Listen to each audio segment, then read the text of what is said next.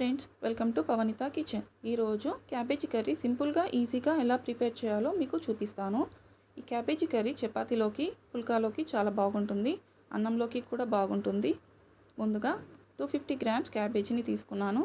ఇలా క్యాబేజీని ముక్కలుగా కట్ చేసి తీసుకున్నాను. ఈ క్యాబేజీ కర్రీ ప్రిపేర్ చేయడం కోసం ముందుగా నేను ప్యాన్ పెట్టుకొని 3 టేబుల్ స్పూన్ ఆయిల్ వేసుకున్నాను. ఆయిల్ హీట్ అయ్యాక పావు టేబుల్ స్పూన్ ఆవాలు, పావు టేబుల్ స్పూన్ జీలకర్ర,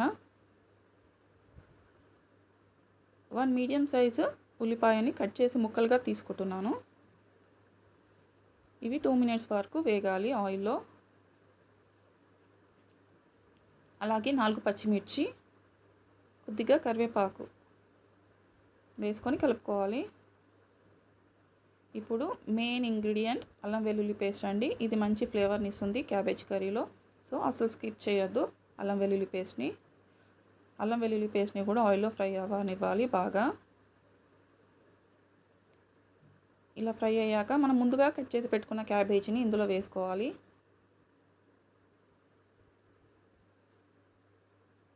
ఇలా వేసుకొని ఫ్రై చేసుకోవాలి.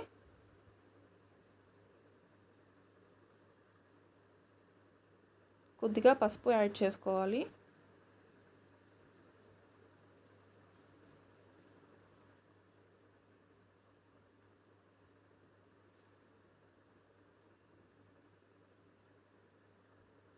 ఇలా కలుపుకున్నాక క్యాప్ పెట్టేసి 4 నిమిషాల పాటు ఉడకనిద్దాము ఆయిల్లో.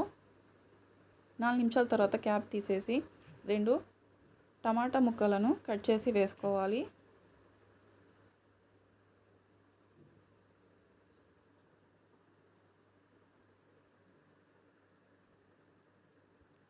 అలాగే టేస్ట్కి తగినంత ఉప్పు వేసుకోవాలి. ఇక్కడ నేను 1 టేబుల్ స్పూన్ ఉప్పు వేసుకుంటున్నాను.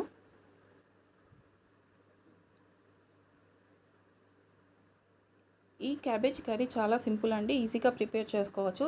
చపాతీలోకి అయితే చాలా బాగుంటుంది, మంచి టేస్ట్ వస్తుంది క్యాబేజ్ కర్రీ చపాతీలోకి.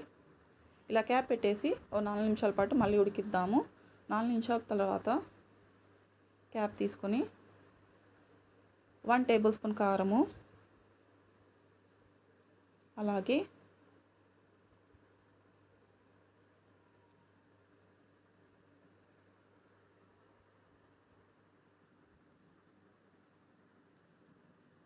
పావు టేబుల్ స్పూన్ ధనియాల పొడి, కొద్దిగా గరం మసాలా వేసుకొని కలుపుకోవాలి. ఇవన్నీ మసాలాలు వేసాం కాబట్టి ఇక్కడ నేను జస్ట్ గరం మసాలా ఒకటి యాడ్ చేస్తున్నాను, ధనియాల పొడి అంతే అండి.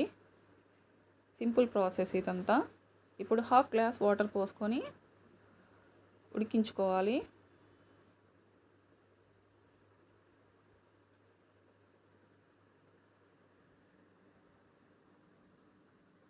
ఇలా 3-4 నిమిషాల పాటు ఉడికించుకోవాలి.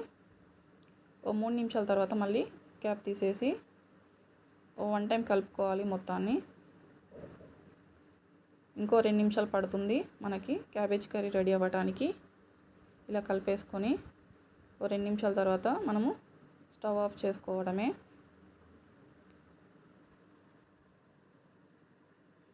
చూడండి, రెడీ అయిపోయింది క్యాబేజ్ కర్రీ.